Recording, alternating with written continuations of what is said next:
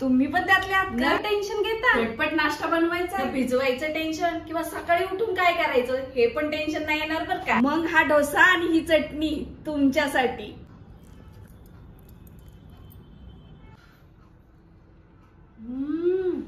काय बघताय मग, चला रेसिपीला सुरुवात करू. डोसे तर करायचे असतात, पण बघा ना तव्याला डोसा चिटकतो तरी, आणि चिटकून तो खरडून करून इतका वैताग येतो, असं वाटतं नकोच ते डोसे करायला. पण थांबा, आता द इंडस व्हॅली कडून आपल्याला बिड्याचा तवा आला, याला कास्ट आयर्न पण म्हणतात. तर हा तवा पहिल्यांदा वापरासाठी कसा तयार करायचा हे आधी आपण बघूयात, आणि नंतर झटपट असा कुरकुरीत डोसा कसा बनवायचा ते दाखवणार आहे. तर हा तवा मी आधी स्वच्छ घासून घेतलाय. तुम्ही कुठल्या पण ऑइलनी, साबणाने, कशाने घासा, पण चांगला घासून घ्या पहिला. नंतर तो स्वच्छ पुसलाय. आता आपण याला अगदी कडक गरम करायचंय, त्यासाठी गॅस लावते आणि तवा ठेवून देते.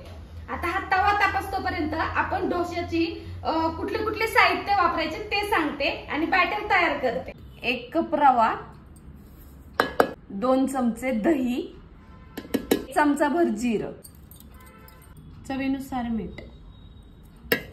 1 वाटी रव्याला अर्धा कप पाणी घालायचं. नंतर लागणारच आहे पाणी, पण फक्त भिजण्यासाठी. आता मस्त हे मिक्सरला 1-2 वेळा फिरून घ्यायचंय.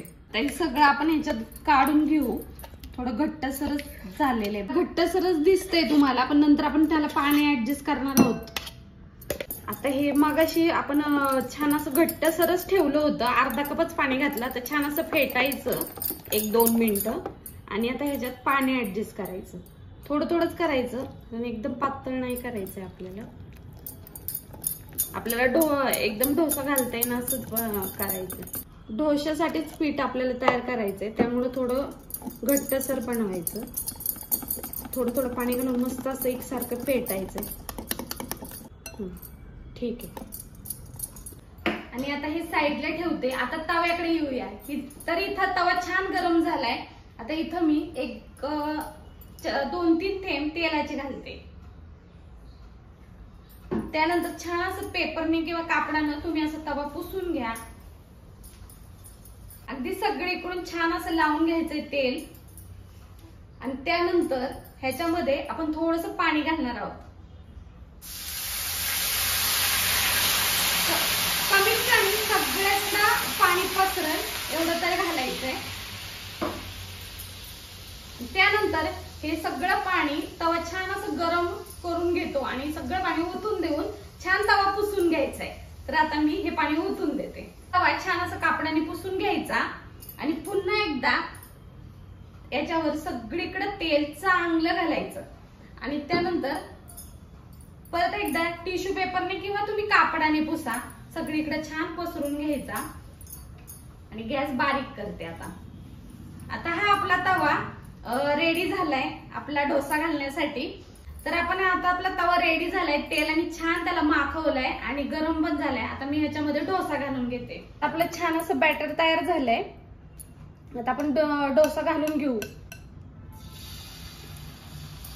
वा, काय मस्त डोसे तयार होतात ते बघा.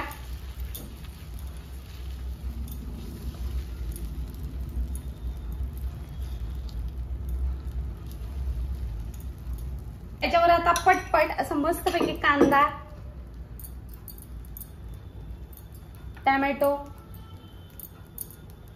त्यानंतर त्याच्यावर मस्त असा कांदा लसूण मसाला घालायचा. वा, जबरदस्त.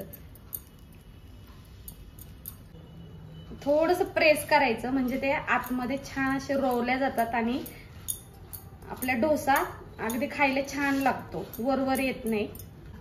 बघा, तुम्हाला पण तुमचे डोसे, उत्तप्पे असे इझिली काढायचे असेल तर तुम्ही पण द इंडस व्हॅली कडून हा बिडाचा तवा नक्की मागवा. आणि हो, जर तुम्ही सीमा मार्टे हा जर कोड वापरला तर तुम्हाला 12% सूट आहे. त्यामुळे नक्की मागवायला विसरू नका. मस्त आपले एक तिसरा पण डोसा तयार झाला. डोसे तर तयार झाले, आता चटणी तर पाहिजेच ना. मग चला झटपट चटणी बनवू. खोबरं, याच्या कमी थोडेसे शेंगदाणे, लसूण, तिखट जेवढं पाहिजे तेवढं तुम्हाला, हिरवी मिरची आणि थोडीशी कोथिंबीर, नुसार मीठ, थोडीशी साखर. तर मस्तपैकी झाकण लावून घ्यायचं आणि चांगली बारीक अशी चटणी वाटून घेऊ. आता ह्याच्यात पाणी घालून मी अशी चटणी वाटून घेतलेली आहे. तुम्हाला जर पातळ पाहिजे तर पातळ किंवा अशी जाडसर पण छान लागते. आता याला आपण तडका देऊ. तर मस्त तडक्यासाठी इथं तेल गरम करते मी. तेल छान गरम झालं की त्याच्यामध्ये मोहरी घालायची, त्याच्यानंतर थोडंसं जिरं,